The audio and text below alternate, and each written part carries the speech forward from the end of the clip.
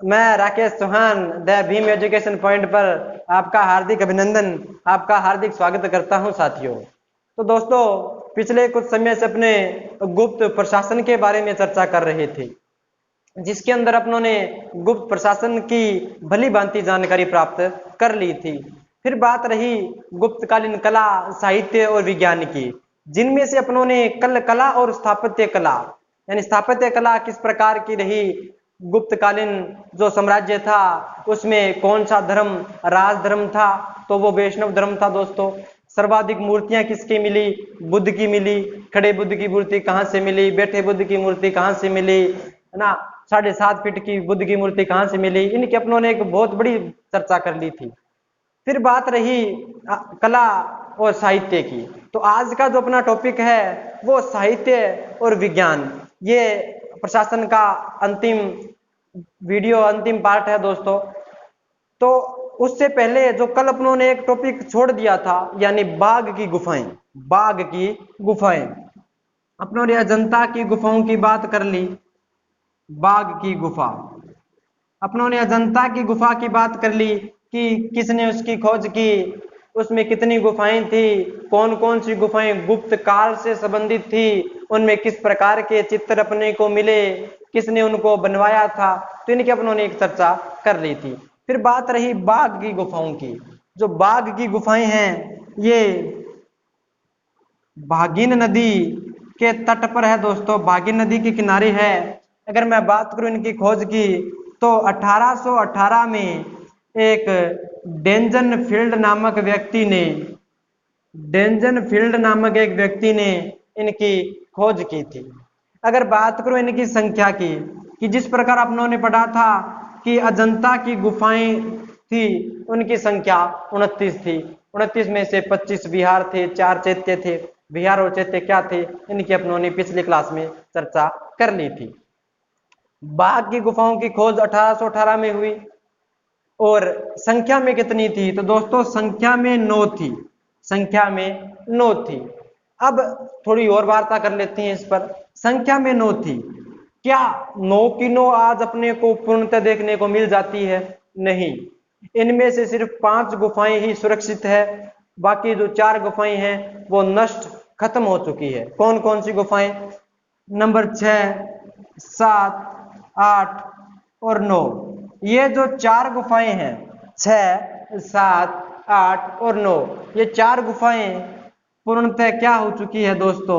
नष्ट हो चुकी है, नष्ट हो चुकी है, बर्बाद हो चुकी है। फिर अपने को अध्ययन करना है सिर्फ 5 का ही। भी 9 में से 4 गुफाएं तो नष्ट हो ही चुकी है, बात रही 5 गुफाओं की।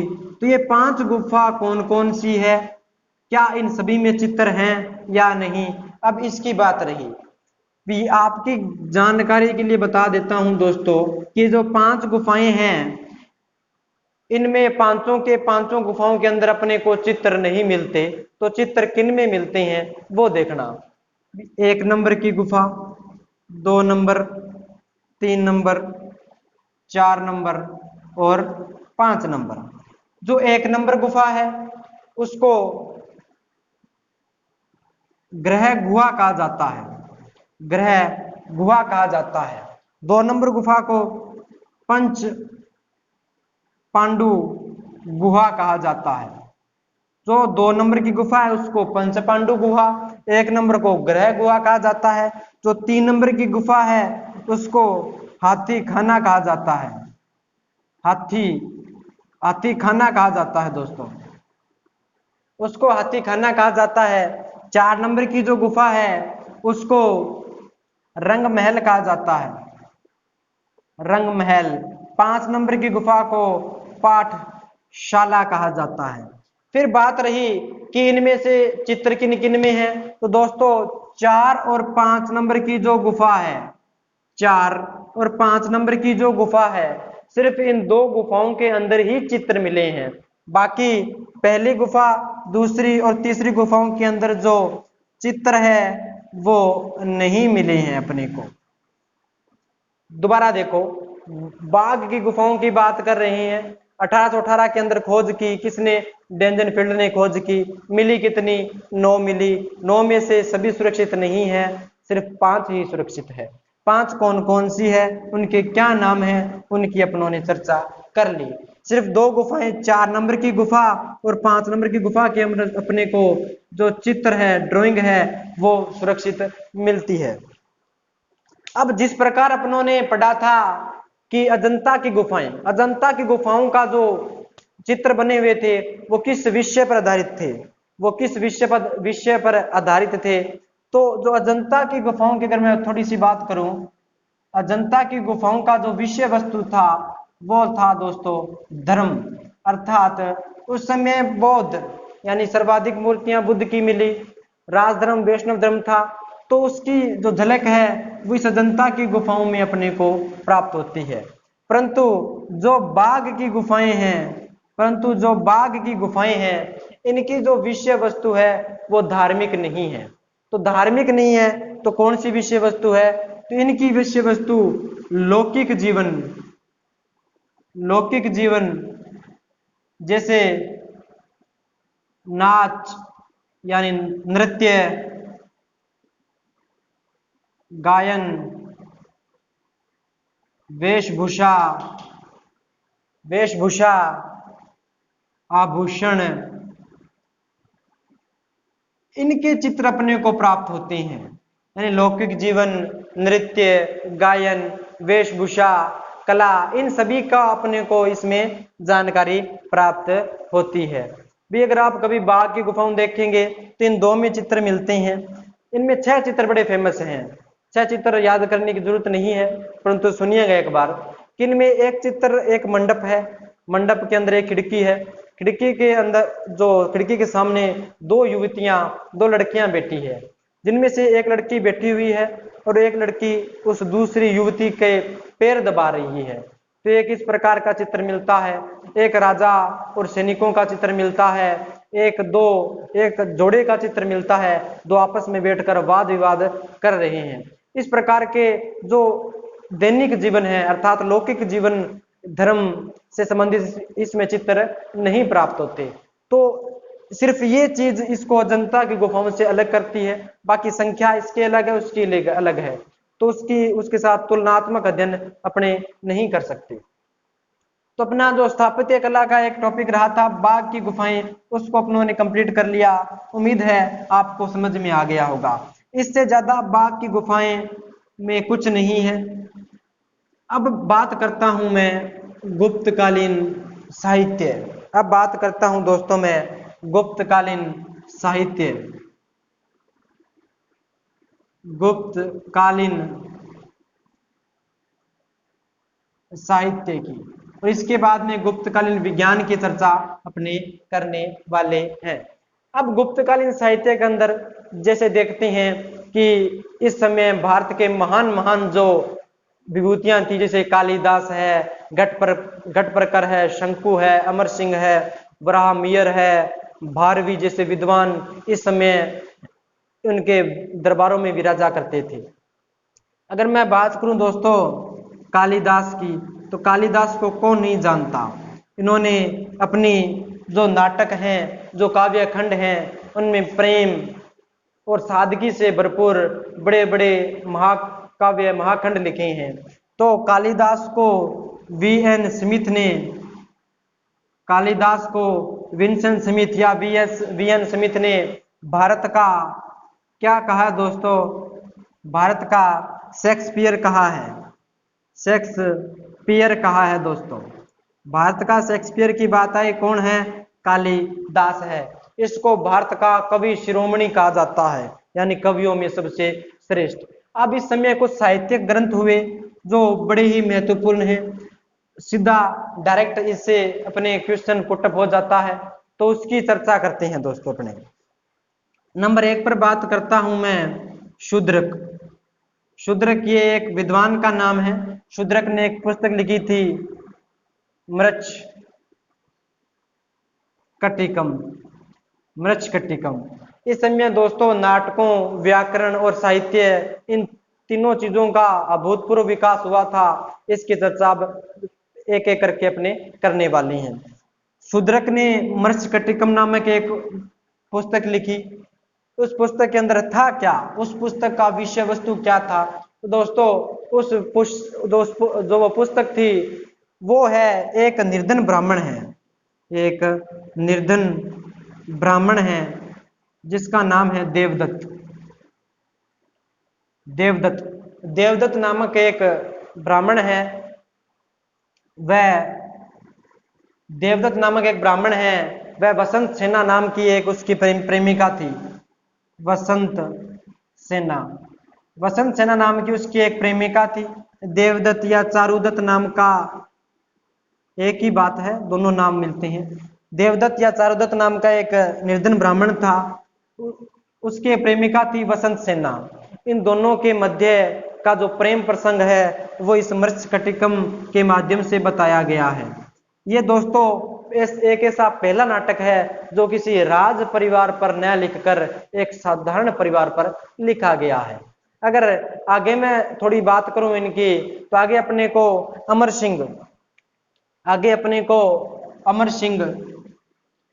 सिंह ने जिसने अमरकोश लिखा था। आगे मैं बात करूं अमर सिंह ने अमरकोश लिखा, जो व्याकरण का बहुत बड़ा ग्रंथ है अमर सिंह का अमरकोश। आगे मैं बात करूं चंद्रगोमिनी की चंद्र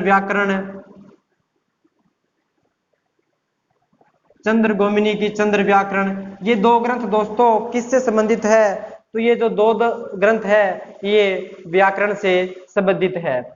अगर आगे मैं बात करूं जैसे विष्णु शर्मा, बहुत बड़ा नाम है, विष्णु शर्मा की पंचतंत्र। इस पंचतंत्र में क्या खास है? तो इस पंचतंत्र की एक बात ध्यान रख लेना, इसके अंदर विक्रम बेताल की एक कथा है। विक्रम बेताल की एक कथा है जो बड़ी ही लोकप्रिय रही थी। आज भी उसका प्रसारण है, छोटे छोटे जो चैनल है उसके अंदर होता रहा है, तो आपने भी देखी होगी बचपन में, मैंने तो बहुत देखी है। विक्रम बेताल की कहानी है और इसकी एक खास बात यह है कि पंचतंत्र का 15 से अधिक 15 प्लस यानी 15 से अधिक जो भारतीय भाषाएं हैं उन भारतीय भाषाओं में इसका अनुवाद हो चुका है और 40 से अधिक विदेशी भाषा में इसका क्या हो चुका है साथियों, अनुवाद हो चुका है। तो देखो कितना फेमस ग्रंथ रहा होगा ये, कितना फेमस ग्रंथ रहा होगा ये विष्णु शर्मा का पंचतंत्र। अगर आगे मैं बात करूं भारवी, बहुत बड़ा नाम है, भारवी का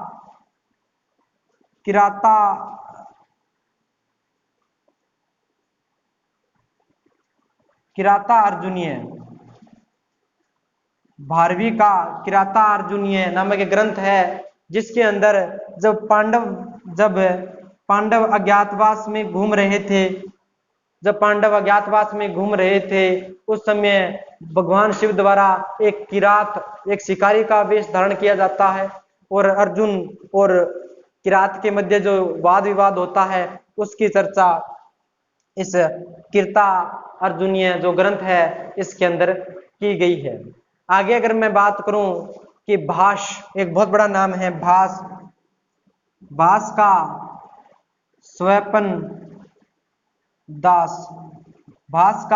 स्वपन दास नामक एक ग्रंथ है, वो भी बहुत प्रसिद्ध रहा था।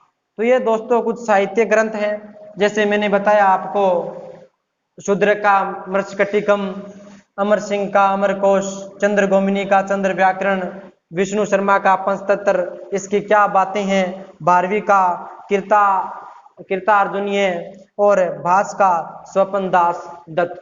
ये कुछ साहित्य ग्रंथ हैं। साहित्य ग्रंथों की बात करें और कालिदास की बात ना करें ये हो ही नहीं सकता दोस्तों। कालिदास कवि शिरोमणि, भारत का शेक्सपियर, उसकी चर्चा किए बगैर तो साहित्य अधूरा रह जाता है। आज भी कालिदास के जो नाटक हैं, जो काव्य खंड है, वो अपने आप में एक बड़ा उच्च स्थान रखते हैं। तो अब बात करते हैं कालिदास की।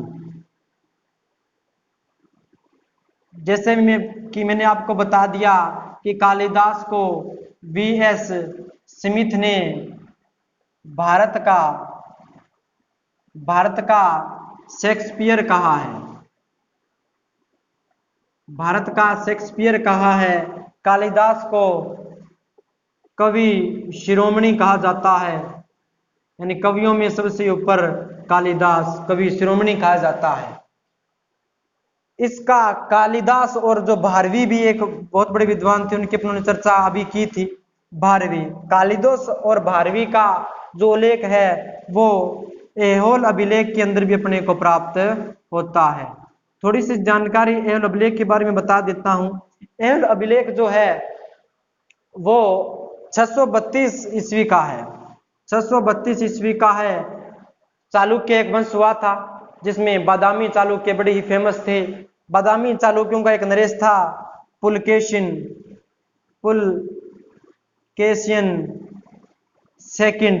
पुलकेशियन सेकंड एक बड़ा महान राजा था जिसने हर्षवर्धन को हराया था। उसकी चर्चा आगे करेंगे अपने। तो पुलकेशियन का महासंधि विग्राहक था रवि कीर्ति। इस रवि कीर्ति ने इस ऐहोल अभिलेख की रचना की थी और इस ऐहोल अभिलेख में कालिदास और भारवी जैसे विद्वानों का नाम अपने को प्राप्त होता है। अब बात करते हैं कालिदास के प्रमुख साहित्य ग्रंथों की। तो नंबर 1 ऋतुसंहार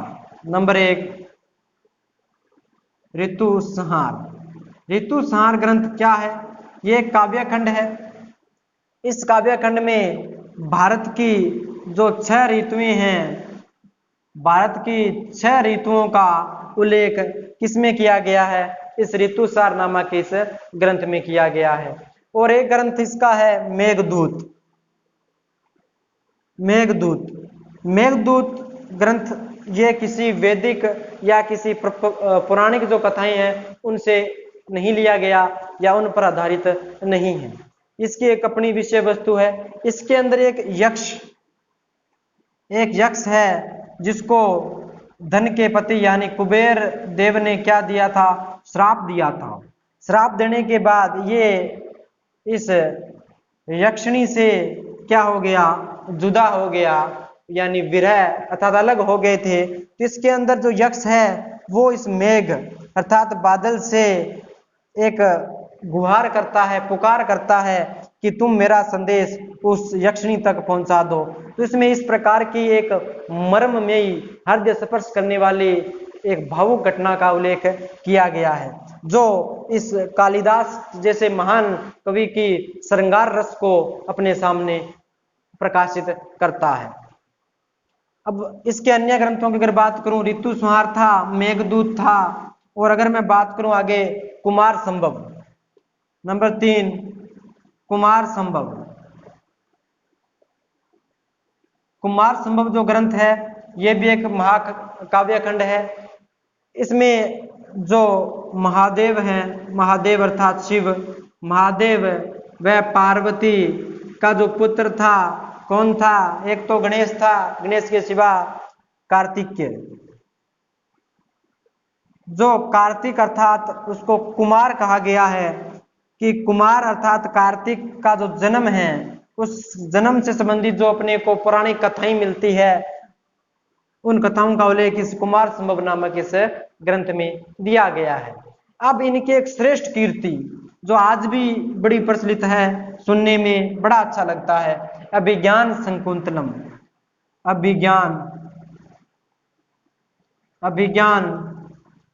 शकुंतलम। एक इनकी श्रेष्ठ कीर्ति की अगर बात करें जो बड़ी ही फेमस रही थी, वो थी अभिज्ञान शकुंतलम। इसमें क्या इसमें एक प्रेम प्रसंग है। 2 प्रेमी एक मिलते हैं, जुदा हो जाते हैं, फिर मिलते हैं। तो ये कथा है किसके बारे में? तो ये दोस्तों विश्वकर्मा व उनकी पत्नी मेनका। विश्वकर्मा व मेनका की एक पुत्री थी जिसका नाम था शकुंतला। इस शकुंतला और हस्तिनापुर बड़ा नाम है, महाभारत देखी होगी। हस्तिनापुर का एक राजा था दुष्यंत और इस शकुंतला के मध्य जो प्रेम संबंध थे उनका एक बड़ा ही शानदार प्रेम रस का वर्णन किया गया है कि किस प्रकार शकुंतला और दुष्यंत मिलते हैं, फिर कण्व द्वारा उसको अलग कर दिया जाता है, फिर दुष्यंत शकुंतला को पहचानता तक नहीं है, फिर धीरे धीरे इसको इसकी याद आने लग जाती है, फिर दोनों वापस मिलते हैं और गंधर्व विवाह करके हस्तिनापुर चले जाते हैं। तो ये कहानियां हैं। तो कालिदास की जो श्रेष्ठ कीर्ति थी अभिज्ञान शकुंतलम, उसकी अपनों ने चर्चा कर ली। तो लगभग जो गुप्तकालीन साहित्य है वो अपने आप में एक बड़ा महत्वपूर्ण स्थान रखता है। इसके बाद अपने बात करते हैं गुप्तकालीन विज्ञान की। गुप्तकालीन विज्ञान की देखो दोस्तों, आज से लगभग 1600 वर्ष पहले भी विज्ञान, जैसे आज का जो युग है वो विज्ञान का युग है, विज्ञान का युग है, तो उससे आज से 1600 वर्ष पहले भी अपने को पता चल गया था। बहुत जैसे आर्यभट्ट थे, ब्राह्मण थे, ठीक है, ब्रह्मगुप्त थे, भास्कर थे, उन्होंने बता दिया कि पृथ्वी किस प्रकार घूर्णन करती है, दिन रात कैसे होती हैं, दशमलव यानी जैसे गणित का भी बहुत अधिक विकास हुआ। गणित की देन भास्कर और आर्यभट्ट जैसे विद्वान थे, उन्होंने अपने को मैथ यानी गणित का ज्ञान दिया। तो इनकी चर्चा करना आवश्यक हो जाता है। तो ये एक गुप्त काल का एक बड़ा ही स्वर्णिम पृष्ठ रहा, यानी गुप्त काल का जो स्वर्णिम पृष्ठ रहा वो इस समय की साहित्य, कला और विज्ञान के क्षेत्र में बहुमुखी जो विकास हुआ। यानी मैं कह सकता हूं कि गुप्त काल भारतीय इतिहास के एक ऐसे पृष्ठ, एक ऐसे पन्ने का प्रतिनिधित्व करता है जिसके अंदर इन सभी का एक बहुत बड़ा विकास हुआ था। विज्ञान के क्षेत्रों में बहुत अभूतपूर्व प्रगति हुई, जिसमें बात करूं आर्यभट्ट की। आर्यभट्ट की, तो आर्यभट्ट कौन नहीं जानता, बहुत बड़ा नाम है आर्यभट्ट, जिन्होंने अपने विज्ञान और ज्योतिष्य के बारे में अपने को बहुत ज्यादा जानकारी दी। तो आर्यभट्ट पहले विद्वान थे जिन्होंने विज्ञान अर्थात मैं कहूं ज्योतिषी व गणित का पृथक अध्ययन किया। पहले गणित और जो ज्योतिषी थी इनको एक साथ अध्ययन किया जाता था, तो इसने इसका अलग अलग अध्ययन किया। इसने कहा भी ये अपना एक अलग स्वतंत्र विषय है, ये अपना एक अलग स्वतंत्र विषय है। अगर मैं बात करूं आर्यभट्ट का जन्म 476 ईस्वी के अंदर हुआ था दोस्तों, 476 ईस्वी के अंदर केरल के क्षेत्र में हुआ था। केरल के समय उस समय एक अश्मक नामक महाजनपद था, अश्मक महाजनपद के अंदर इसका जन्म हुआ था और 550 के अंदर इनका निर्वाण हुआ था। निर्वाण अर्थात मृत्यु हो गई थी, परंतु उन्होंने अपने जीवन में ऐसे ऐसे कार्य किए कि आज भी अपने इनका अध्ययन कर ही लेते हैं। तो आर्यभट्ट ने क्या कुछ किया वो देखना कि आर्यभट्ट ऐसे पहले विद्वान थे जिन्होंने ज्योतिषी और गणित का एक पृथक एक अलग अध्ययन किया। इनके द्वारा आर्यभट्टिका नामक ग्रंथ लिखा गया, जिसके अंदर पाई का जो मान है वो बता दिया गया कि जो पाई जो 22/7 है उसका मान कितना होगा। तो उन्होंने ये आज से 1600 वर्ष पहले ही बता दिया कि पाई का मान किस प्रकार होगा, पृथ्वी अपनी त्रिज्या पर किस प्रकार घूमती है। तो उन्होंने एक सूर्य सिद्धांत दिया था दोस्तों, सूर्य सिद्धांत एक पुस्तक भी है जो आर्यभट्ट प्रथम की है। इसको प्रथम कहा जाता है क्योंकि 930 ईस्वी के लमसम एक आर्यभट्ट नामक एक विद्वान और हुए थे जिन्होंने भी विज्ञान के क्षेत्र में एक अभूतपूर्व अपना योगदान दिया था, इसलिए इतिहासकार इसको आर्यभट्ट प्रथम के नाम से पढ़ते हैं। इस सूर्य सिद्धांत में इन्होंने बता दिया कि जो पृथ्वी है वो जो सूर्य है, कि ये जो पृथ्वी है ये सूर्य के चारों ओर चक्कर लगाती है। सूर्य अपनी जगह स्थिर खड़ा रहता है, ये चारों ओर इसका चक्कर लगाती है अपने अक्ष पर, जिसको घूर्णन या दैनिक गति कहते हैं। एक चक्कर कितने समय में पूरा करती है, लगभग 23.5 घंटों में एक चक्कर पूरा कर लेती है अपना।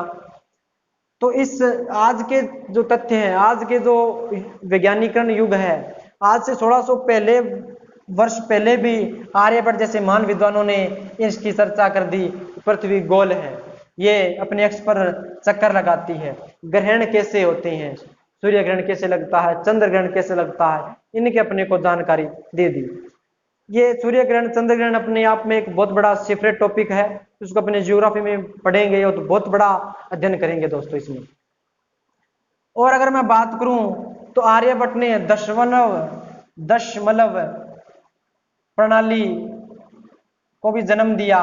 इस प्रणाली यानी कोई भी संख्या है उनके बीच में इस प्रकार दशमलव भी लिखा जा सकता है, तो उन्होंने दशमलव जो प्रणाली थी उसका आविष्कार किया, जीरो का आविष्कार किया। तो इस प्रकार गणित और विज्ञान के क्षेत्र में एक अमूल्य देन कह सकते हैं आर्यभट्ट प्रथम की।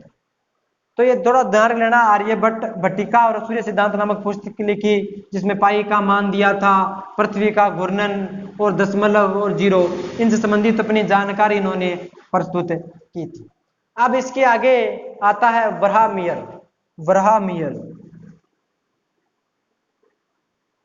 ब्राह्मीयर इसका जन्म 502 में हुआ था दोस्तों। ब्राह्मीयर ने एक व्रत सिद्धांत लिखा था और इनकी जो फेमस पुस्तक रही वो रही पंच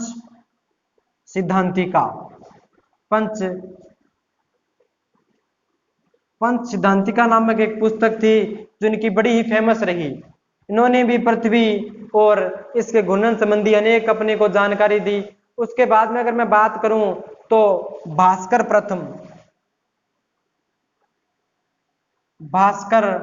प्रथम ने भी अनेक पुस्तकें लिखी, जैसे लघु भास्करीय, बृहत भास्करीय जैसी अपनी एक महत्वपूर्ण पुस्तकें लिखी जो विज्ञान से संबंधित थी। जो किससे संबंधित थी दोस्तों? विज्ञान से संबंधित थी। और एक ब्रह्मागुप्त नामक भी विद्वान था जिसने ब्रह्म फूट का सिद्धांत दिया था। यह ब्रह्म फूट का सिद्धांत है क्या?